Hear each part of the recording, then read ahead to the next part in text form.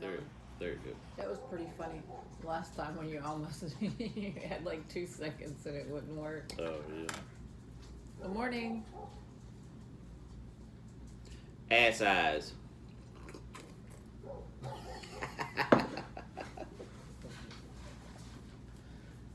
Just wanting to break the ice a little bit this morning. It's okay. That seems like it make you spit your coffee. Well, you just a pretty good job. Good morning, good morning. What day did you decide this was? Today is day 12. Is it? Yep. What actual day of the week is it? Cheater. Today's Tuesday. Okay, so I think we're probably another day or two behind. I don't know what the dogs are barking at. Had some issues yesterday.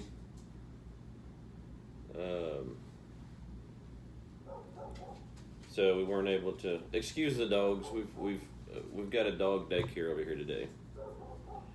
I don't know what he's barking at. Probably something sitting in a tree. It's probably a bird dog.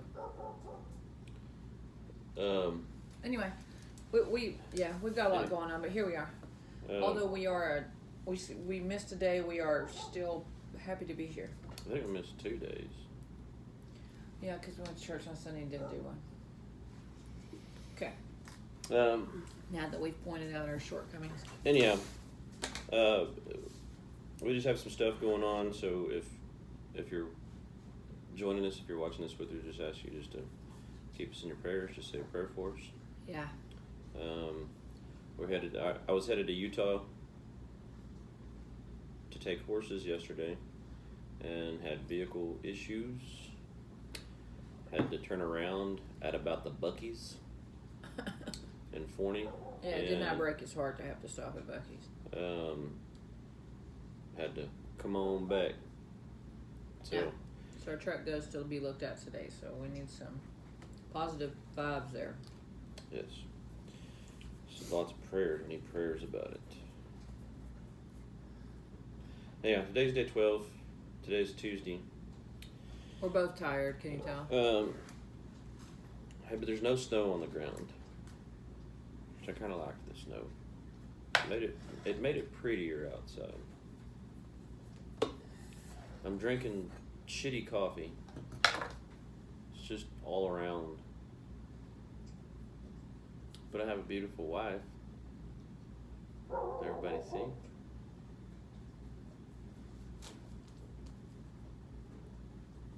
You need to be positive. I don't know. It's sometimes I'm trying. It's here's another dog. There's Rue. We're babysitting Rue. As y'all know, there's no creamer nowhere. There's no milk nowhere. I drink a coffee called Death Wish coffee. And it's really not. It's Death Wish coffee with a bow on it by the time he gets done with it. I'm talking like a big 1985 poofy bow right here. Okay, so the Death Wish coffee is the strongest. It's supposed to be the strongest coffee produced, and it's comes in a black box. It's got the skull and crossbones on it and stuff. Now you said that, and but somebody's probably going to be like, "No, I got a tougher coffee." Anyway, go ahead. But by the time I add all the creamer into it, because I hate the taste of coffee. I don't care what coffee it is, I hate the taste of it. But by the time I add all the creamer in it, I told her it equated to this is a lumberjack coffee. But a lumberjack with a man bun. But you talk about you hate the taste of coffee, but you do nothing but complain if you're drinking my coffee. So if it doesn't matter, then does it? Yeah, because one's stronger than the other. One obviously gets you shaken and one Okay, don't. so I think you've read in this book we're reading here about how you should be positive. I think you probably need this in your hair. I think you just stop. Stop complaining. It's a good day. We're here and we're upright on the right side of the ground. Anyhow, I'm having to use powdered creamer. Blech. Anyhow, okay. Would you like to pour it out and just drink it straight? We can make you another cup. So today we're in 25, 26, and 27, I believe, of Exodus. Again, we're continuing with the chronological program. We use 2 books. We use our Bibles, and we also use a book called the Moody Bible commentary. The commentary explains, when you have questions about what verses say, it explains most every verse in the Bible, Old and New Testament. It's kind of like a book for dummies. Yeah. Yeah, it really is. But I mean, That's why I've got it. But it's it just, I guess, for us layman people who have not studied the Bible, and whenever you read it, you hear it, and you're like, does that really mean what I think it means? And this is the breakdown of it. So Yeah, so it kind of helps out a little bit when we have questions. So, and yeah, without further ado, let's begin. Exodus 25. The Lord said to Moses, Wait. So we're doing this a little bit different. we're not going to study the Bible today. We're just going to talk. Maybe people like hearing us talk. I doubt it. We're not that interesting. We're pretty fun people. We look like a bucket of fun right now. Okay, so I had an epiphany. Did it hurt? No. So we're gonna do, as we go through the Bible, say we got like 3 chapters we're gonna do. We're gonna stop at the end of each chapter and discuss it, instead of going through 3 chapters then trying to go back and talk about what our view was on this, or read the footnotes and stuff like that. And then at the end of it, we'll let Miss Tara Cobble with the Bible recap do her commentary and stuff on it, and then I may juggle or tell some jokes or something like that, and then we're done. I'm not going to juggle because I can't juggle. I saw you try to juggle the other day. Okay, here we go. To bring me an offering. You are to receive the offerings from me from everyone whose heart prompts them to give. These are the offerings you are to receive from them: gold, silver, and bronze, blue, purple, and scarlet yarn, and fine linen, goat hair, ram skins dyed red, and another type of durable leather, acacia wood, olive oil for the light, spices for the anointing oil, and for the fragrant incense, and onyx stones and other gems to be mounted on the ephod and breastpiece. Then have them make a sanctuary for me, and I will dwell among them. Make this tabernacle and all its furnishings exactly like the pattern I will show you. Have them make an ark of acacia wood, 2.5 cubits long, 1.5 cubits wide, and 1.5 cubits high. Overlay it with pure gold, both inside and out. Then make a gold molding around it. Cast 4 gold rings for it, and fasten them to its 4 feet, with 2 rings on one side and 2 rings on the other. Then make poles of acacia wood, and overlay them with gold. Insert the poles into the rings on the sides of the ark to carry it. The poles are to remain in the rings of this ark. They are not to be removed. Then put in the ark the tablets of the covenant law, which I will give you. Make an atonement cover of pure gold, 2.5 cubits long and 1.5 cubits wide, and make 2 cherubim out of hammered gold at the ends of the cover. Make 1 cherub on one end and the second cherub on the other. Make the cherubim of one piece with the cover at the 2 ends. The cherubim are to have their wings spread upward, overshadowing the cover with them. The cherubim are to face each other, looking toward the cover. Place the cover on top of the ark, and put in the ark the tablets of the covenant law that I will give you. There above the cover, between the 2 cherubim that are over the ark of the covenant law, I will meet with you and give you all my commands for the Israelites. Make a table of acacia wood, 2 cubits long, 1 cubit wide, and 1.5 cubits high. Overlay it with pure gold and make a gold molding around it. Also make around it a rim, a handbreadth wide, and put a gold molding on the rim. Make 4 gold rings for the table and fasten them to the 4 corners where the 4 legs are. The rings are to be close to the rim to hold the poles used in carrying the table. Make the poles of acacia wood, overlay them with gold, and carry the table with them. And make its plates and dishes of pure gold, as well as its pitchers and bowls for the pouring out of offerings. Put the bread of the presence on this table to be before me at all times. Make a lampstand of pure gold. Hammer out its base and shaft, and make its flower-like cups, buds, and blossoms of one piece with them. 6 branches are to extend from the sides of the lampstand, 3 on one side and 3 on the other. 3 cups shaped like almond flowers with buds and blossoms are to be on one branch, 3 on the next branch, and the same for all 6 branches extending from the lampstand. And on the lampstand there are to be 4 cups shaped like almond flowers with buds and blossoms. 1 bud shall be under the first pair of branches extending from the lampstand, a 2nd bud under the 2nd pair, and a 3rd bud under the 3rd pair, 6 branches in all. The buds and branches shall all be of one piece with the lampstand, hammered out of pure gold. Then make its 7 lamps, and set them up on it so that they light the space in front of it. Its wick trimmers and trays are to be of pure gold. A talent of pure gold is to be used for the lampstand and all these accessories. See that you make them according to the pattern shown you on the mountain. The Ark of the Covenant. So that's what I never knew that the commandments were in the Ark of the Covenant. Okay, so do you have anything like this? No, I don't have. Don't. A man's Bible don't require all pictures. Is that a man's Bible with a man bun, or just a man's Bible? No, we don't require pictures for explanation. So apparently the women's Bible has pictures, so I can explain it to you. Here's my question, and this would be anyone's question who is, I guess, new to faith or trying to learn the Bible. Like it was more like maybe like me growing up, like in and out of church. Parents always wanted to go to church and stuff like that. Always fought going to church. Hated being made to go to church, and then as you get older, you start seeing more of a conviction or a need for church because You're drawn to it. Yeah, you're more drawn to it. Nowadays, it's things like video games and playing all day at church that brings kids into it.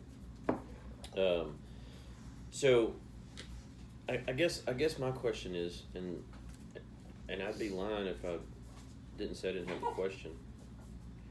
Why would God request everything be gold? Why does something monetary? Why does something monetary have such importance? If we're taught now It's not cold to. outside. No, I didn't put him outside. Okay, go ahead. If we're taught, if the Bible teaches us not to idolize monetary things, why are they being told that this has to be all the gold? It has to be all gold and shiny. It has to be all pompous and da-da, dun-dun-dun-dun, kind of deal. Why is it just not? Why is it just not basic? And I understand it's the 10 Commandments, but why is it not more low key? Why does it have to be wrapped in gold?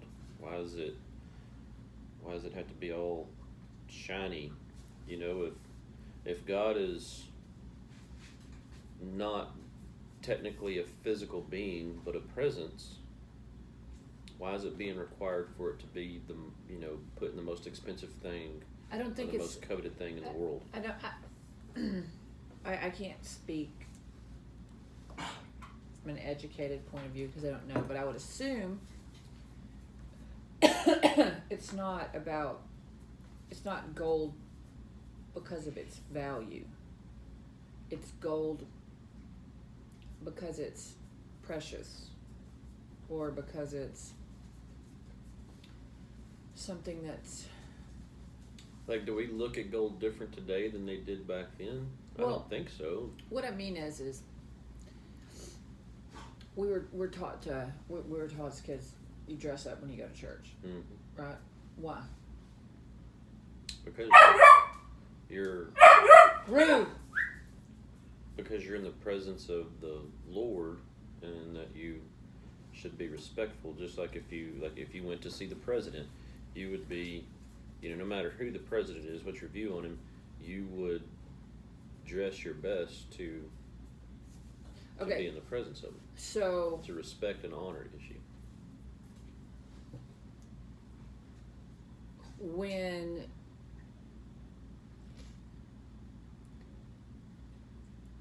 offerings are made, you're supposed to offer the best you got. Yeah. Mm-hmm. Okay, those are offerings. So I think it comes to that. Yeah, but it don't say that people are to take the best they've got. Actually, it did. I think it just says take it, didn't it? No, it didn't say take it. No, well, I'm just saying, just get it. I don't think it says. It's from the offerings.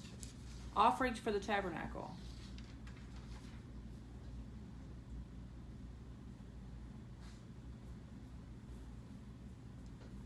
It's everyone whose heart prompts them to give.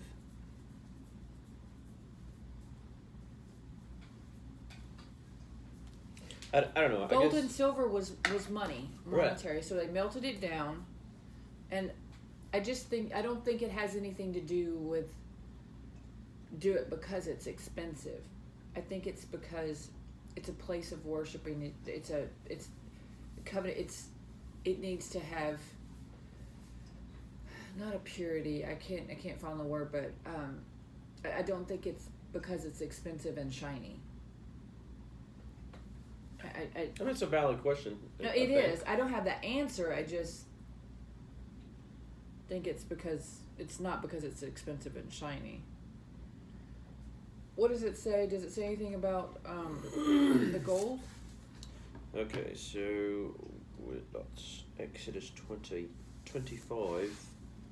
Exodus 25. Let's see. Exodus 25. Exodus 25, 1 through 27. Exodus introduction to the tabernacle. The tabernacle was to be the focal point for the nation, both in a physical / literal sense, and in a figurative / spiritual sense. The directives for the tabernacle came from the Lord himself. This was meant to drive home the significance of the structure for the relationship between the nation and the Lord. 2, the proper and acceptable worship of the Lord. And 3, the nation's overall devotion to the Lord. Exodus devotes approximately 2 chapters to narrating the actual exodus from Egypt, and only 2/3 of 1 chapter to the Decalogue, but 13 chapters to the tabernacle. That is about 1/3 of the entire book. This indicates that God desired the nation's priorities to center on worship and devotion to him, starting with 25:1 through 30:10. This section records the longest sustained speech of the Lord in Exodus. Theories of origin.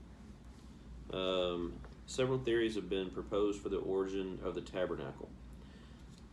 Some view the tabernacle as an idolized and anachronistic remaining of the temple projected back onto a fictional narrative of the nation's early history. Who would even come up with something like that? Overthinkers. A projection backwards of the temple into Israel's nomadic past. This was the critical view of the Welshman school of thought. Thus, the weight of modern scholarship is opposed to the Put your young eyes on it.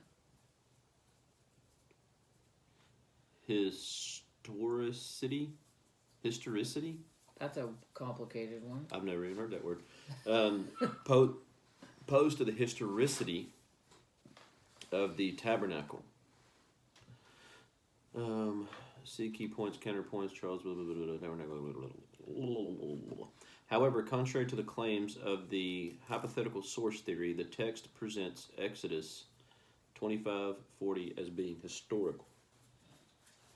Some suggest the tabernacle was, too, a reproduction or version of other portable shrines found in the surrounding ANE cultures that were there. Such portable shrines is not in question, but the tabernacle has several distinctive features that distinguish it from the examples suggested by the critics, which will be identified in the commentary. Of course, some see the tabernacle as a unique structure whose plan and purpose was revealed by God. The only really adequate explanation for the magnificent tabernacle structure is that it originated not out of the fertile mind of Moses, but as a revelation from God. Let's see. Repeatedly, the text notes that the Lord spoke to Moses, according to all that I am going to show you, after the pattern which was shown you on the mountain. Okay. Okay. Look. Are you tired of me reading? Yeah. That book I don't like. I like it in parts, but it's just too much. You know what I mean? You'd rather show pictures. Yeah. Okay. Keeping it real. So, the plan of the tabernacle. And that's lost. Like, isn't there... I mean, I'm sure probably somebody has it black market sitting in their basement. But supposedly it's never been found, or... I'm sure somebody has it. Okay, are we ready to move on? Or are you... Well, I wanted to... do a picture show? Yeah. So, the furniture for the tabernacle, what he's talking about and giving the description for, is the lampstand, the table of the bread of the presence, altar of incense, altar of burnt offerings, basin for washing, and ark of the covenant. So, this Bible, the Woman's Study Bible, gives a really good description of everything, what it looks like, down to the size, and this gives reference to how you can find. On one side it says the symbolism in the tabernacle. It tells you Old Testament, where to find it, and then purpose, and then New Testament, where to find it, the references to them. And then where the plan of the tabernacle as far as placement, altar of the innocents, high priest, presence of God, all of it. It's all here. So it's pretty interesting, the breakdown. Yeah, pretty much like a children's book.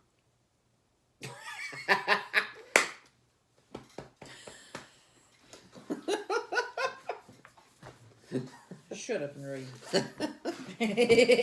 All right. Hi, Rue. Get off the table. Okay.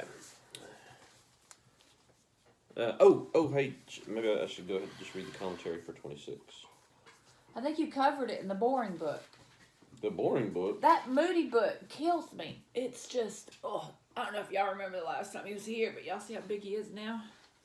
Oh, so I don't have 26 in here. So look, he's big. Okay. Nap time? Okay, here we go with 27.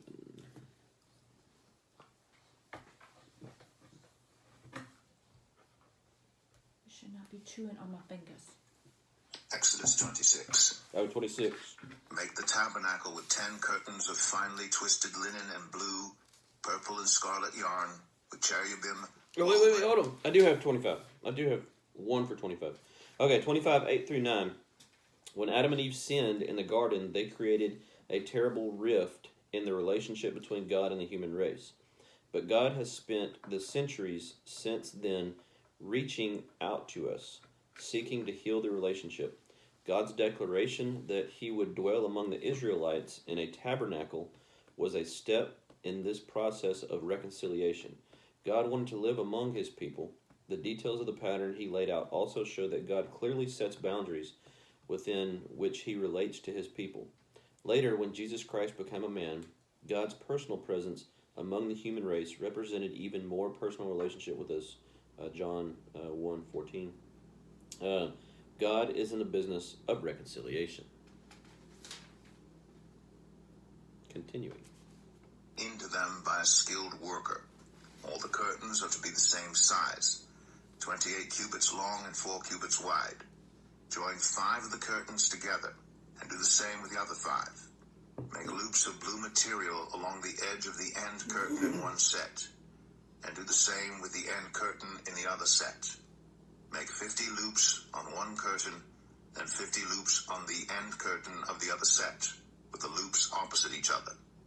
Then make 50 gold clasps, and use them to fasten the curtains together so that the tabernacle is a unit. Make curtains of goat hair for the tent over the tabernacle, 11 altogether. All 11 curtains are to be the same size, 30 cubits long and 4 cubits wide. Join 5 of the curtains together into one set, and the other 6 into another set. Fold the 6th curtain double at the front of the tent. Make 50 loops along the edge of the end curtain in one set, and also along the edge of the end curtain in the other set. Then make 50 bronze clasps, and put them in the loops to fasten the tent together as a unit. As for the additional length of the tent curtains, the half curtain that is left over is to hang down at the rear of the tabernacle. The tent curtains will be a cubit longer on both sides. What is left will hang over the sides of the tabernacle so as to cover it. Make for the tent a covering of ram skins dyed red, and over that a covering of the other durable leather. Make upright frames of acacia wood for the tabernacle.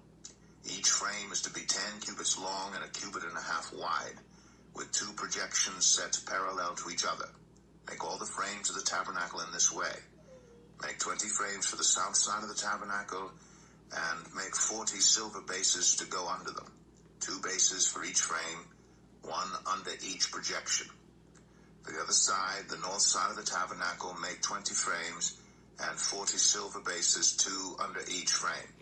Make 6 frames for the far end, that is, the west end of the tabernacle, and make 2 frames for the corners at the far end.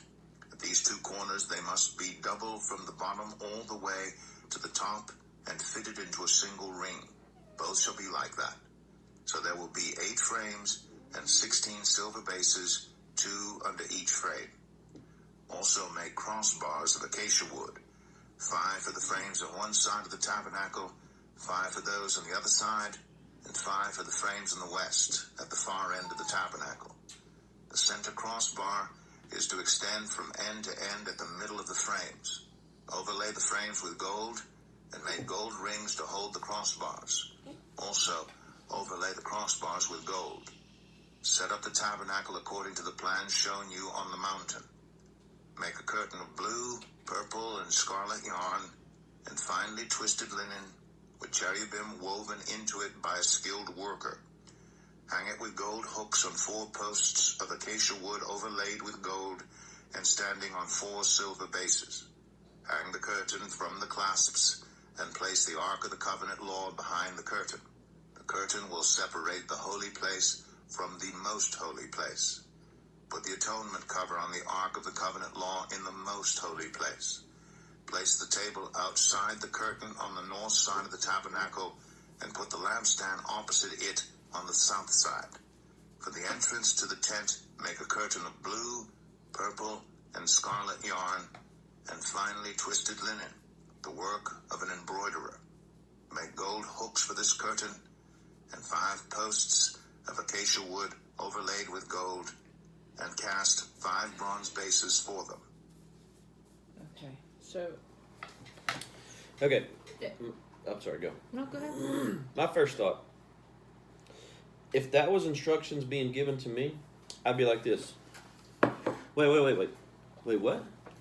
I know. What does that mean? That's what I'm thinking. Okay, hey, God, can you repeat that?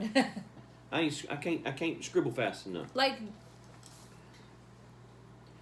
I'm overwhelmed with the detail that is given. Yeah, I don't know. That's crazy. But if you think about it, there's other areas where there's a lot of detail given as well, and we kind of overlook it because we think, eh. But this is like extreme detail. I mean, I do believe that as we go further in the Bible, there's more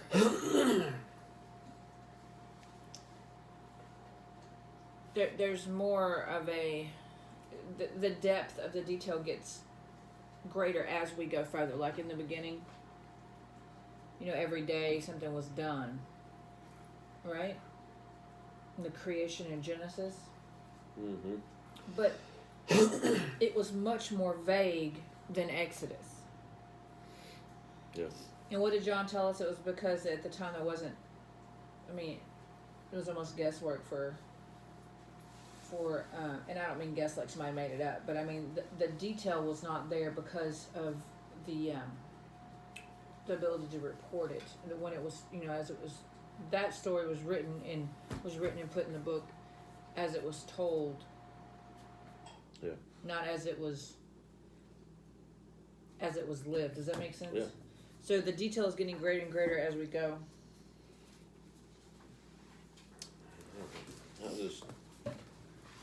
I'm not saying that it's. Of course, I believe everything the Bible says, but like you have to. Again, I would be lying to myself, and I'd be lying to everybody else if and I know other people have the same. They've got to have the same questions. Like, I don't know, because again, you're taught not to. And even in church, how many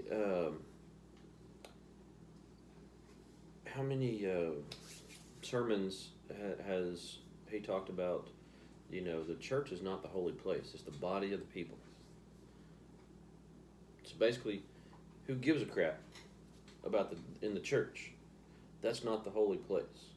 The holy place. Well, it's holy because of the body of the people. Yeah, once the people are out, there's not. It's nothing. Yeah, but this is not just a church.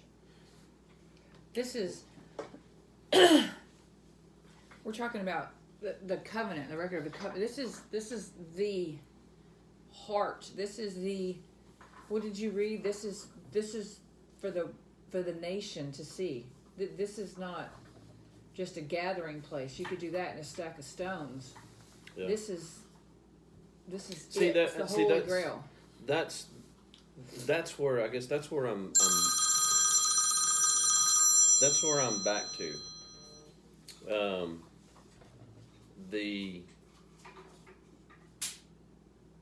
The typical not shrine or the altar to God was just rocks.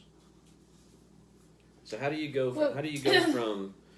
from just rocks are good enough? That's good enough to worship me. To now, well, all of a sudden, no. We're not talking about. That's two different things. You can.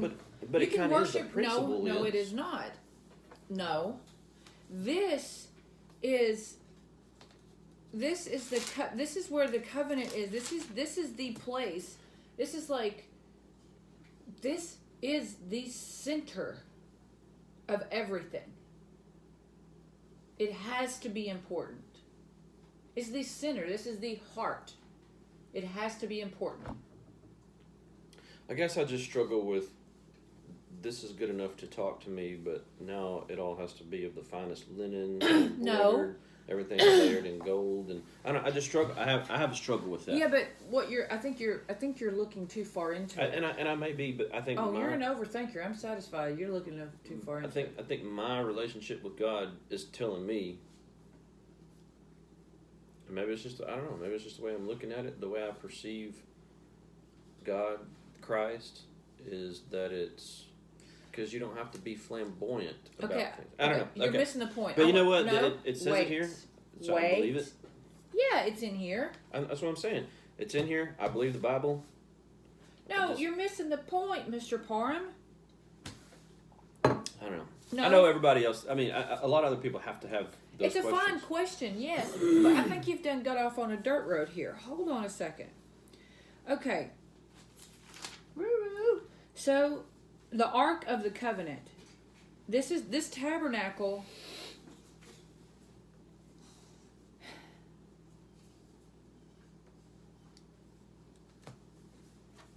How do I put this?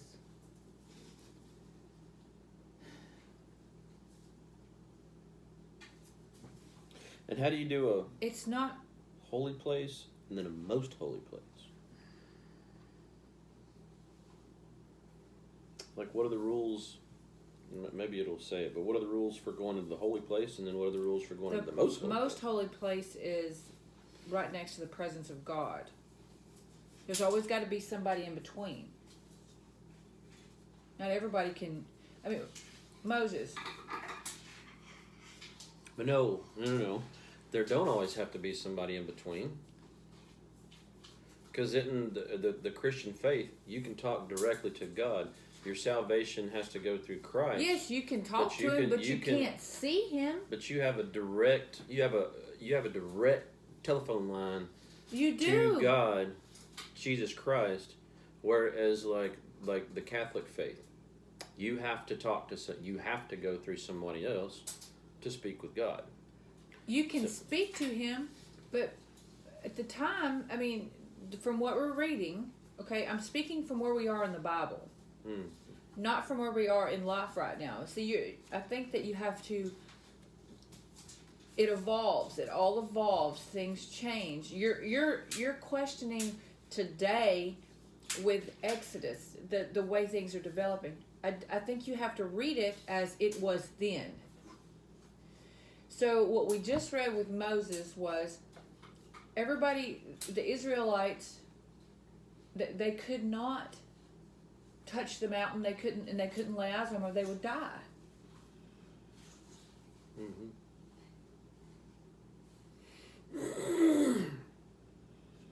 It's like talking to a cinder block. What, talking to me? You're not listening. You are listening. stuck on. But I do not think it has anything to do with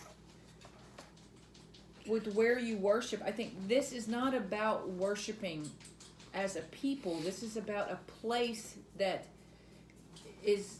This is about a place, the home of the covenant. This is a place for the covenant. It's not necessarily a place that you have to worship. I think that's the difference. Where are you making this camera just go everywhere? You just did it too. I can't talk without my hands. Sorry. I don't know. I guess what I'm hung up is the ideology of it all had to be in gold. Where it was the best. We offered is- the best to God. Okay. Calm down. What was that? 26? I don't know. You've got my blood pumping. No, but I got you thinking about the question. Like, I get the question, but it doesn't. I just don't see it. very valid. I can appreciate. Yes, it's a very valid question. I just. Okay, I don't have anything. It's the book. Leave the book alone. Okay. We'll continue.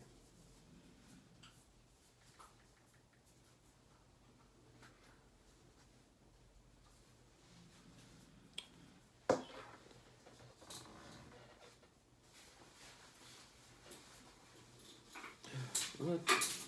What'd you do?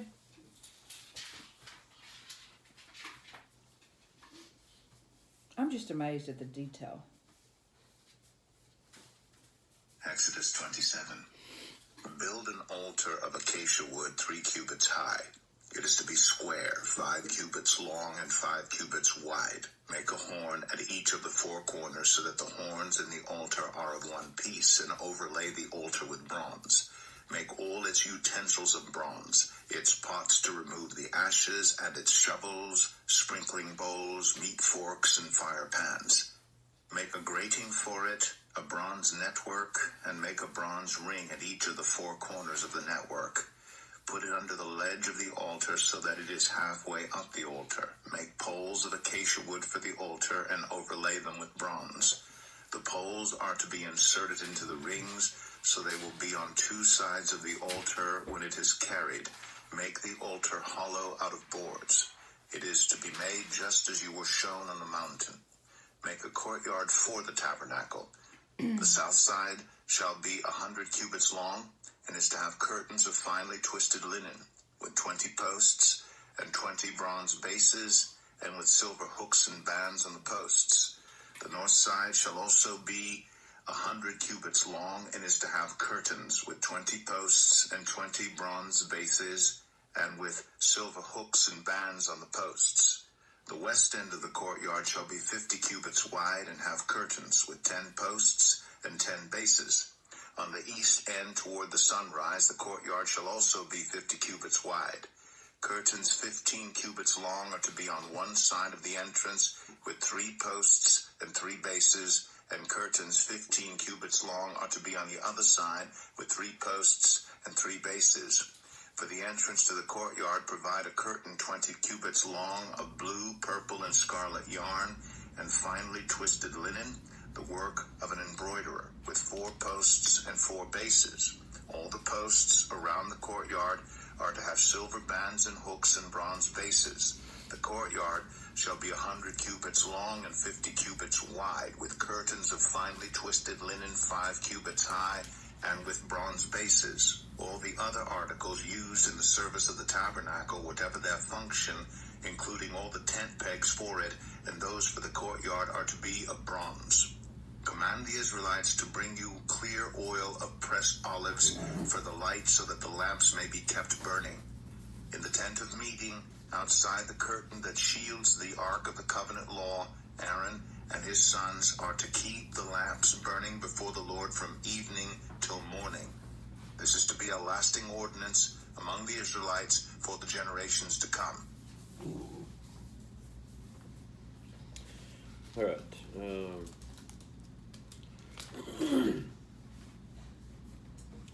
27, 20 through 21. God's command to keep the lamps burning throughout the hours of darkness indicates that God is a God of light. Under cover of darkness, it is difficult to judge reality and easier to hide the truth. God is not a God of darkness. He wants his people to be transparent, having integrity and faith. He wants them to be obedient to his plan for living. That is what is meant to walk in the light of God, as God is in the light.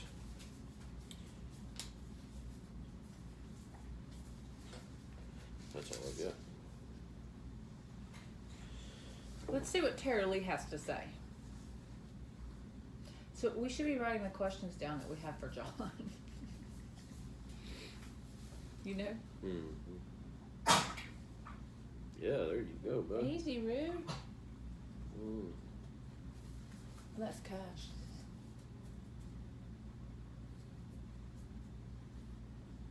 What was that, 20, what? 25? 25, 26, 27.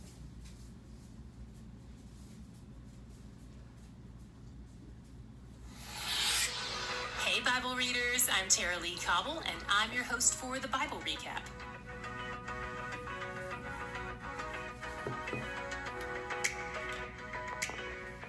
If you're a fan of home renovation shows, or you're really into architecture or construction, today's reading should have been right up your alley. Right. It included all kinds of furniture and construction details. Here we have a bunch of former slaves living in the middle of the desert, and God wants them to build a portable tabernacle where he can dwell with them in the midst of the wilderness. He calls on them to use all kinds of precious metals and fabrics for this tabernacle. Where would they get this stuff? They got it from plundering the Egyptians. Yeah. Those things that God blessed them with are used for his glory. It wasn't just about them having nice things. Those blessings didn't terminate on them. They served a much bigger purpose. When reading through all this information, I'm sure some of you are like, this is boring. Why does it have to be so detailed? But then some of you are probably like, I wish God were this detailed with me about what I'm supposed to do. Right. Or maybe some of you even have both of those thoughts. Hang in there through these details. Be encouraged that our God is a God of detail. You want him to be that way. Let's touch on a few of the noteworthy things we saw today. First, The metals used in the construction get more precious the closer you get to the Holy of Holies, where God will dwell. There's gold inside, then silver outside, then bronze the furthest out. Second, I want to highlight a few things about the Ark of the Covenant, or the Ark of the Testimony, in case you like visual details like I do. It was almost 4 feet long, a little more than 2 feet wide, and a little more than 2 feet high. Humans were not supposed to touch this at all after it was constructed. When they had to relocate the tabernacle as they moved around the wilderness, they were supposed to carry it with the gold-covered wooden poles. This is reminiscent of how they weren't allowed to touch the mountain because of the presence of the power of God.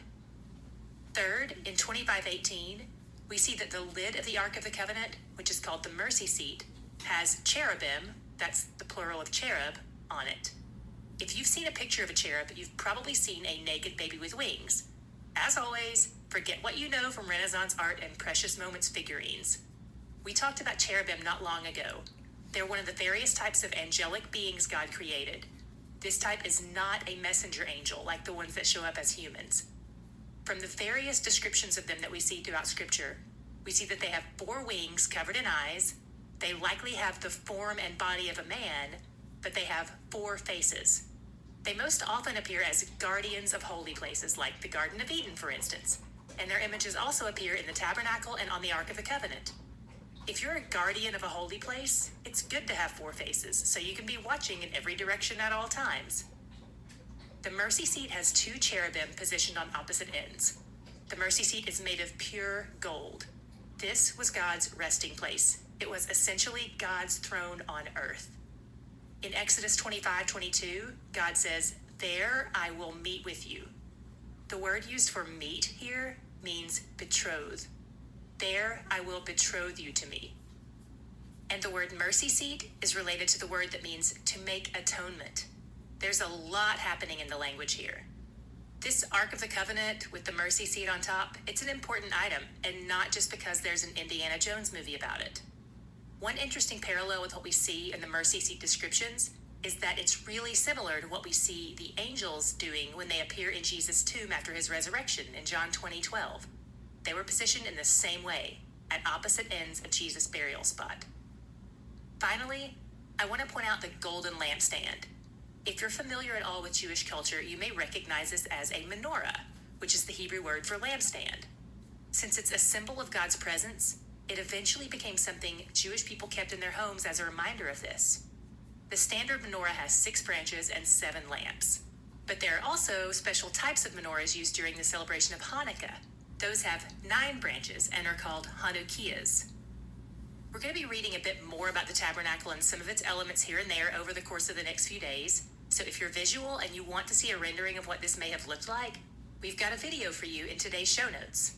If you don't know how to find the show notes on your particular app or platform, try Googling it. It varies from app to app. This video shows the potential layout of the courtyard, tabernacle, and interior, as well as the 7 pieces of furniture inside. So go to the show notes and get your HGTV on.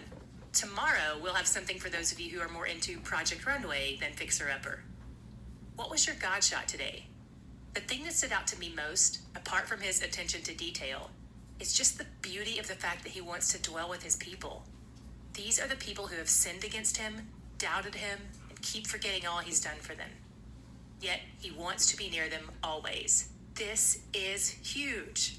And yes, there's a lot of detail in the section we're reading right now. But one thing you might have noticed is that a lot of the layout of the tabernacle parallels what we saw in Eden. An east-facing entrance, guarded by a cherubim. The burning lampstand symbolizes the tree of life. And the law or the testimony symbolizes the tree of the knowledge of good and evil. So when God begins telling them all these details and tells them he'll come there to dwell with them, it's a step toward restoring paradise and all that was lost in the Garden of Eden. We won't see the fulfillment of this until Christ returns and we have a new heaven and a new earth, but here in Exodus, we see God's advancement in that direction, to dwell with his people forever. And I can't think of anything better because he's where the joy is. What you think?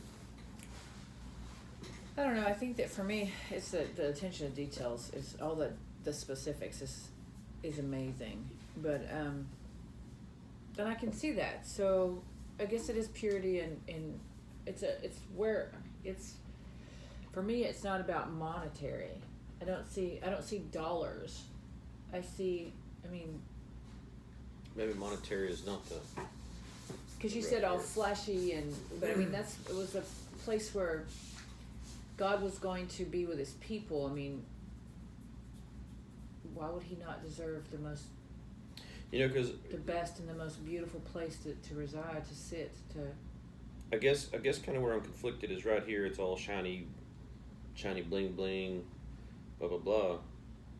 But Jesus was all wooden cut. He was basic, nothing flashy. He was.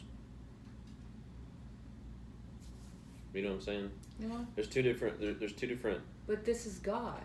looks. Jesus is God. Jesus is his son.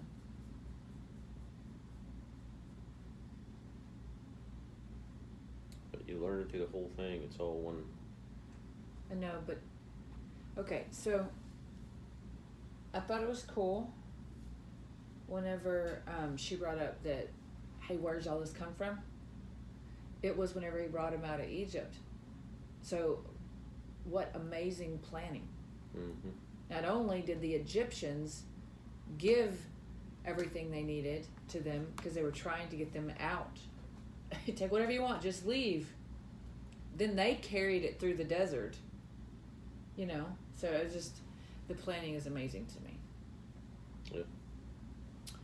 So, if anybody has any answers to any of Kevin's questions, let us know. We're going to call a friend of ours that's a pastor and see what he says. All right, guys, that's gonna be it for today. Thank you all for being with us. If you watched all the way through, We are under an hour. Yep, we're getting out of here under an hour.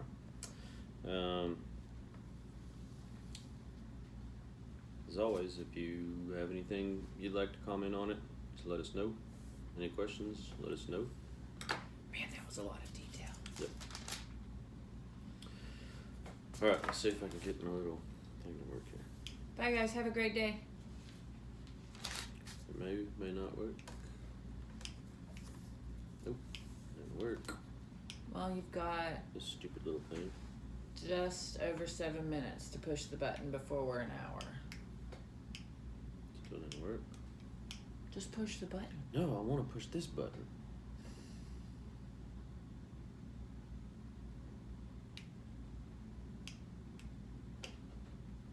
Come on, stupid thing.